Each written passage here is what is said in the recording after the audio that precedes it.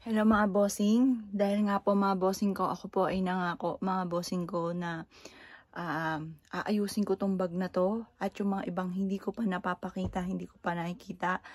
Maaaring may mga sikreto pa rin po dito mga bossing ko, si Joelyn, na pwedeng sabihin niya sa akin kasi mga bossing ko ngayon lang siya sa akin nagsasabi ng mga sikreto po niya.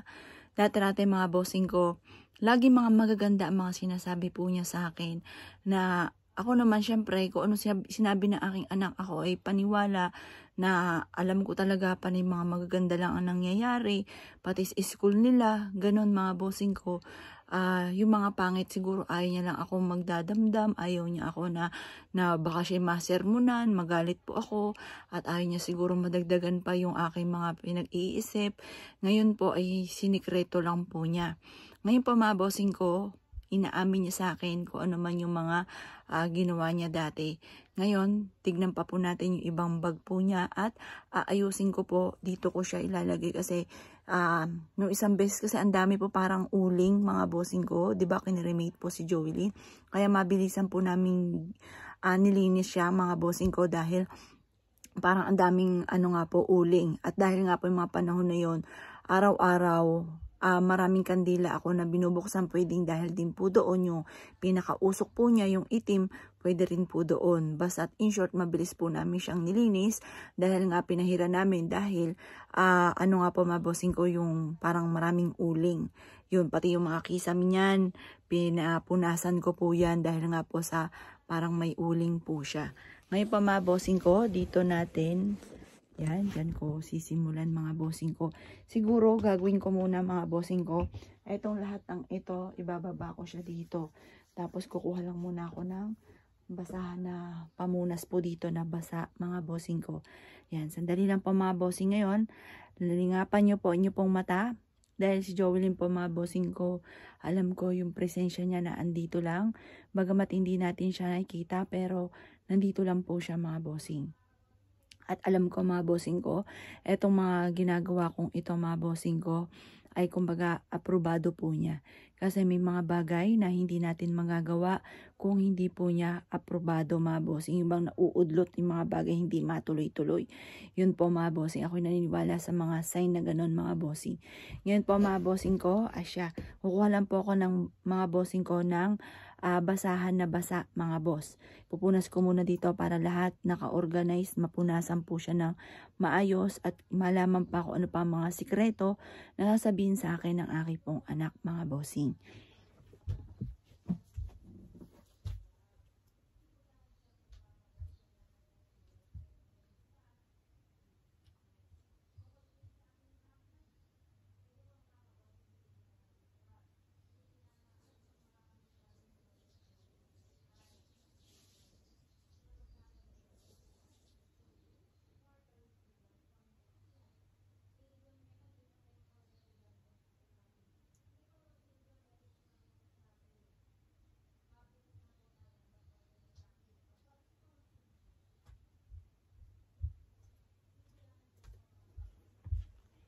Ito, punasan mo ito.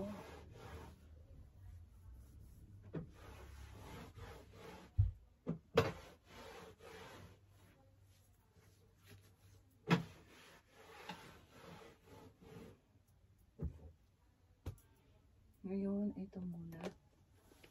Para pababa po siya ng pababa. Siguro ito muna. Ay, ito muna.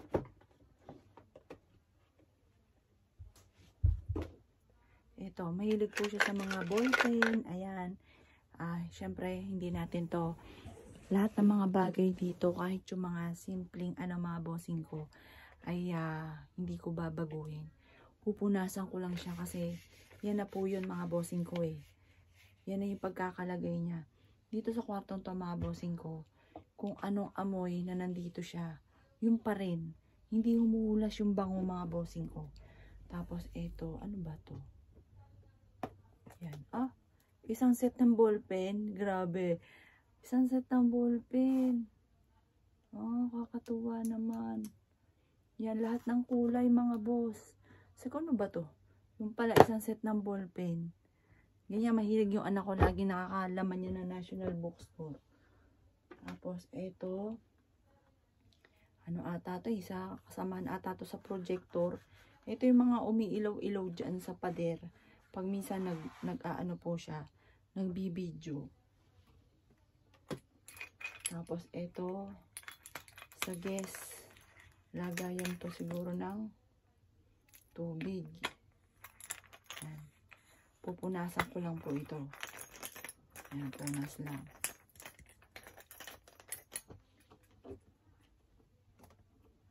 Tapos ito, wala siyang laman.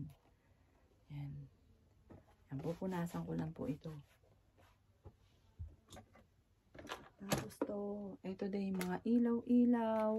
Diyan sa kisame. Kapag siya ay nagbibideo.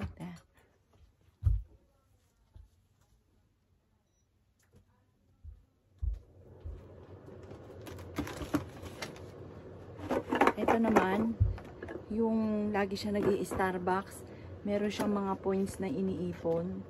Ito yung, alam ko, ito yung pinakuha niya doon kay Jan. Kinukulit pa niya na kumpleto na daw po siya. Kunin niya na yung, ano po, yung kumpleto na kasi siya sa points sa Starbucks. Tapos ito. Ayan, ganyan. Ang cute. Ito po yung nakompleto niya na yung sa Starbucks. Dalawa yung ganito niya. Isang pink at ito yung brown. Ang ganda. Yan. Tapos siya dito. Pupunasan ko lang. Kasi baka magalit. Kapag ginamit. Ako po sa poor mga bossing, doon na gamit ng gamit po niya. Pero na lang kung binigay niya sa akin. Halimbawa, mami, ito, bigay ko sa'yo na. Yun, saka ako nagamit. Pero yung gagamitin ko, yung gamit niya, hindi po.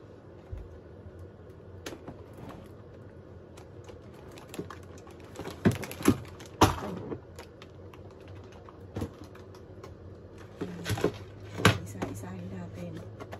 Kung ano ba yung mga naan dito. Ito, power bank. Ang cute, diba?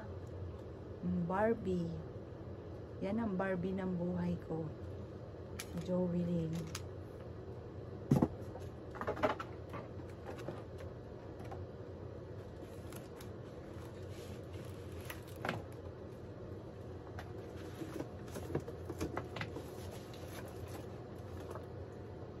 Alam niyo po ba mga bossing ko, nung ginupitan ko ng kuko yung anak ko mga bossing ko sa ospital kasi di ba ang dami niya mga iba-ibang mga bato sa kuko, dinahandahan ko po, parang ninanamnam ko mga bossing ko ang bawat sandali na kasama ko po siya. Hindi ko makalimutan. Tapos yung nail cutter na ginamit ko mga bossing ko, tabi-tabi ko po yun sa aking bag. Parang feeling ko kasama ko lagi yung anak ko kapag po saan man ako pumupunta mga bossing. Ito po yung anak ko, na libre po siya mga bossing ko nang pumunta sila sa Hong Kong Disneyland ng kanyang mga tita, tito. Yan po siya. Yan. Ito yung kapatid kong bunso. Ito po yung aking si Jovelyn at ito po yung pinsan po niya. Yan, na nag-Hong Kong po sila. Tapos, ito rin, hindi ko na siya mga napaprint. Tagal na po ito. Ito, kaming dalawa ng aking anak. Yan, ang taba ko pa rin po dyan. Yan si Jovelyn. Tapos, ito naman, nung nalibre siya na nagpunta sila ng Boracay. Yan, ito si Jovelyn ko. Yan, baby pa po siya dyan. Tapos, ito rin po, nag-Hong Kong po sila. Ito si Jovelyn. Yan. Tapos, ito naman si Justin. Tapos, ito po kami ng mister ko. Wala sa frame, mga ano. Ito si Jovelyn.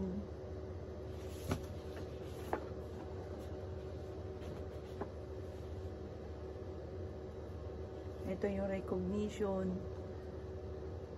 ni Jovelyn. Tapos, certificate ng recognition. Yan, ipiprint ko po ito. Yan, panay mga recognition. Tapos, ito yung pinsan po niya na nasa Canada na. na umuwi po noong nawala na po si Joeline. Na dapat po magbabakasyon talaga sila dito. May ticket na, kumpleto na po. Magbabakasyon po sana sila dito sa Pilipinas ng December. Tapos sabi ni Joeline sa akin, Mami, dito tutulog sila at idudu yung kapatid ko po. Sabi ko, oh anak, pagamit mo muna tong kwarto mo. Alam niyo po ba, hindi namin inaasahan, maaga nga pong nakauwi. Dapat December, pero October nakauwi po sila kasi nga po gawa ni Joeline.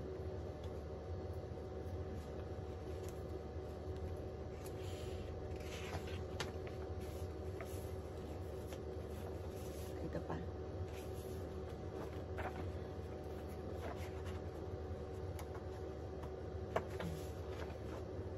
Ito po kami. Nung isa pa lang si Joeline, yung anak namin.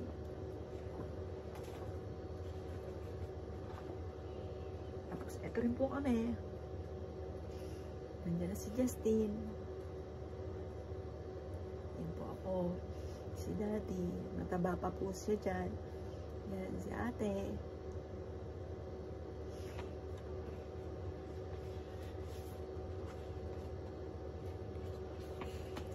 Na ngayon, ala-ala na lang.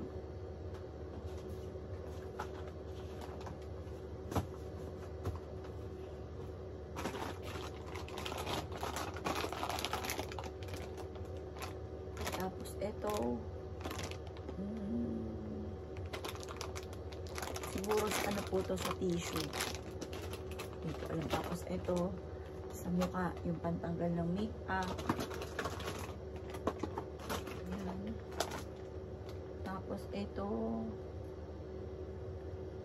Cotton Candy Crush. Mahilig siya bumili ng mga ganyan. Yan. Tapos, dami dito. Ano pa to? Pabango. Pabango po ata ito. Ang daming pabango. Ito ata yung favorite niya.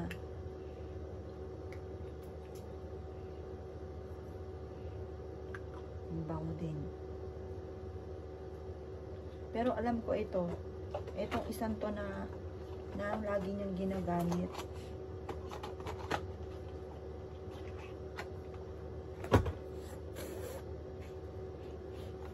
Ito po, alam ko ito, yung 174, ang favorite po niya. Natin. Ito nga. Ito nga.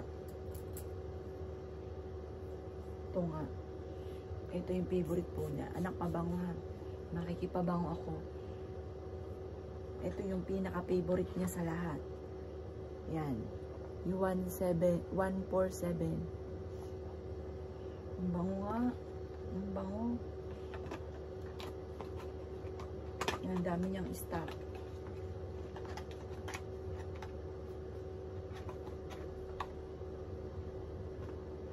Yan, ito yung mga stock niya. Na pabango. Ang bango. Marunong pumili itong anak ko. Ang bango.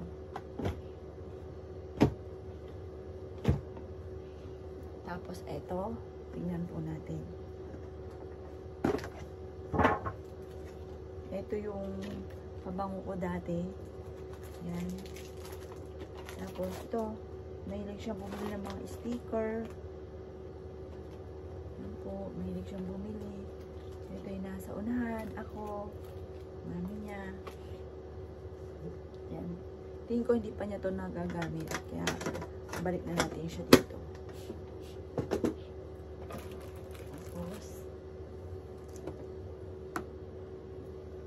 Ito yung sa mga makeup po niya. Siguro yung sa makeup dun ko ilalagay sa mga makeup.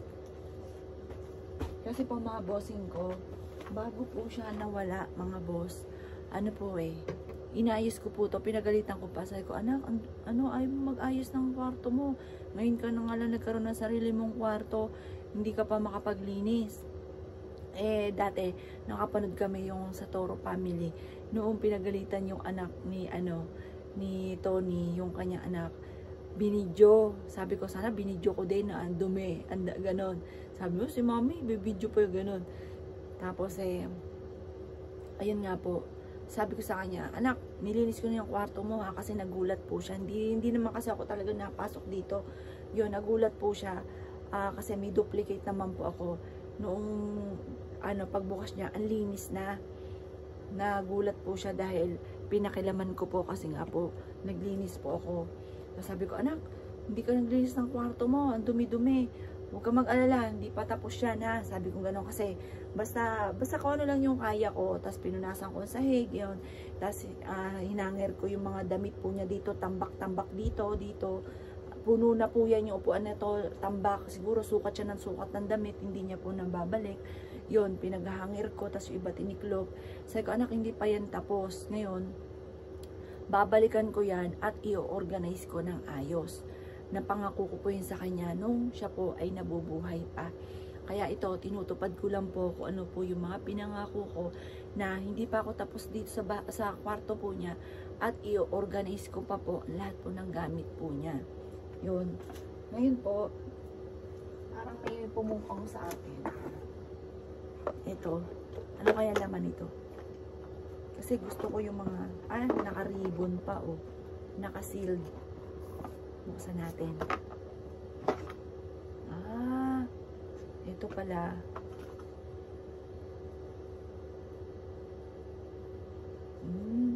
Ito po yung expo niya. Yan. Sa mga picture nila. Yan. Pati yung panyo. May panyo pa dito. Tapos, eto. Ano kaya laman ito? Hindi ko alam kung anong meron dito pero walang laman. Yan. Mga memories nila. Nilang dalawa. Meron pang keychain. Yan. Baliktaran, keychain. So, yan, hindi ko na pa yung iba pa.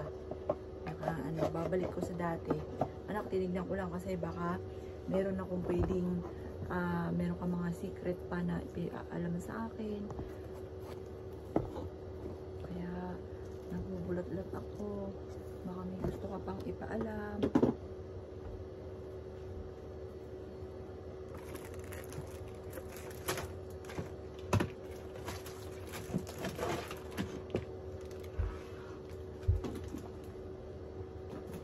Eto, mahilig po siyang mag-drawing. Marami po siyang drawing. May ganito palang anak ko. Chok po ito, iba-ibang kulay. Mahilig din po ako mag-drawing eh. Pati yung mister ko. Yan, pati rin po ito. Marami siyang mga iba-ibang ano. Ito.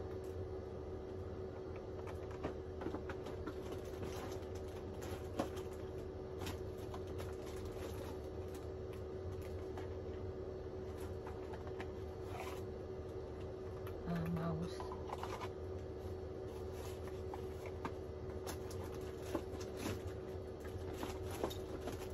Anak, I love you.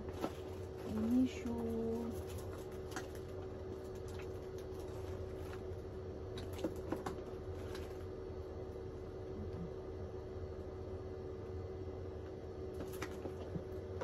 Ayan po, oh. Mahilig siyang mag-paint. Ayun nga pa, nandun yung painting po niya, yung dagat.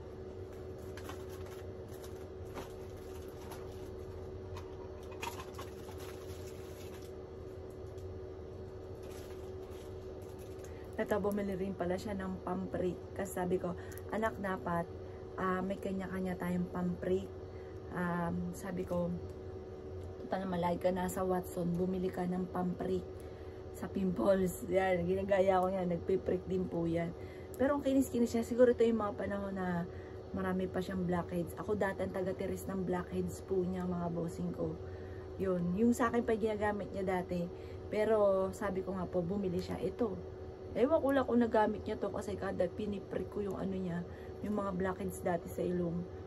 Yun sa akin ang ginagamit. Ito, bumili po pala siya ng kanya.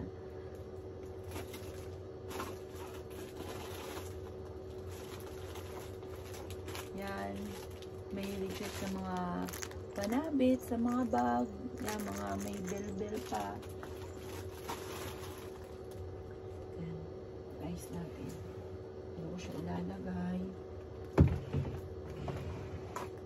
Yan, para naka-organize. Tapos ito, magpipainting po siya.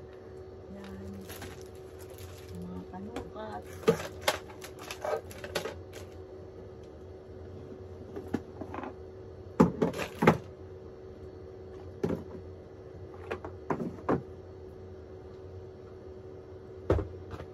Tapos ito yung ballpen na lahat ng kulay na andyan na. Tapos mahilig siya sa mga books. Maghanap ako baka ito yung mga title. It Ends With Us. Yan po ang title. Oh. Mahilig siya sa mga ganito, mga bossing ko. It Ends With Us. Every person with heart should read this book.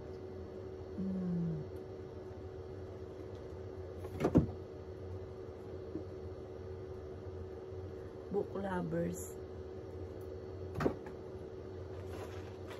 Ito, yung pang ano niya.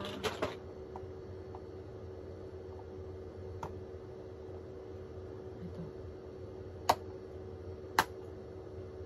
Face mask. May lagayan pa ng face mask. Tala sa akin, tinutupi-tupi ko lang yung sa may gilid ng pinaka bulsa ng ano ko. Yan. Naka-organize talaga. Tapos ito nga yung pangkulay. Dito natin ilagay yung mga pangkulay. Yan, dito natin ilagay. Tapos yung mga papel niya. So, tapos ito yung ano niya, gantong kulay at saka red, at saka pink, yung pinaka sapatos ng dibu po niya. Yan yung pang giveaway ng dibu.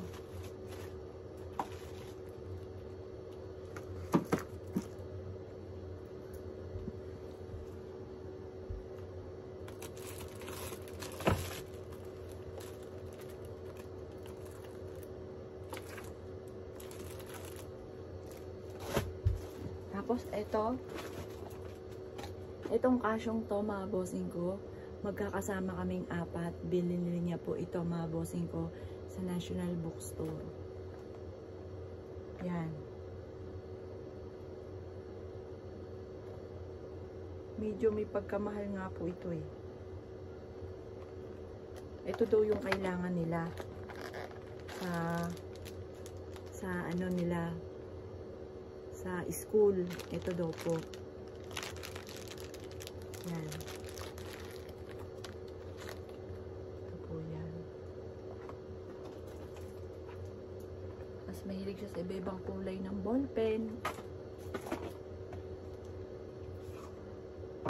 Yan. Yun, mahilig din siya sa mga ganito. Mga lagayan ng notes.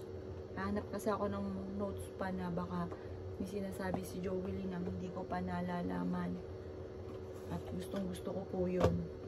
Yung maka-ano sa kanya ng mga notes po niya. Mahilig kasi siya magsulat. Ito po, iba-ibang kulay ng mga papel. Mahilig po siya dyan. Ayan.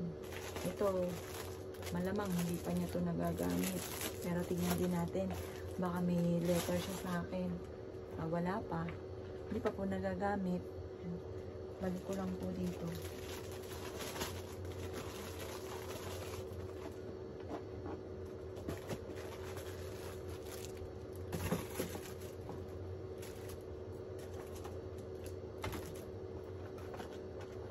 Tapos ito, pangkulay din po.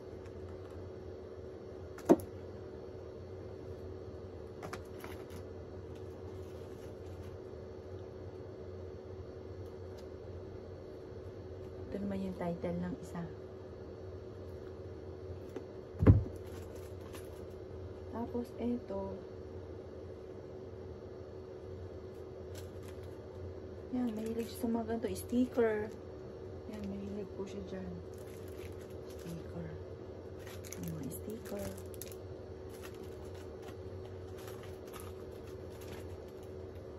Yan, sticker ng aso. Sticker ng mga ganyan. Yan, mga batang babae, mahilig sa ganyan.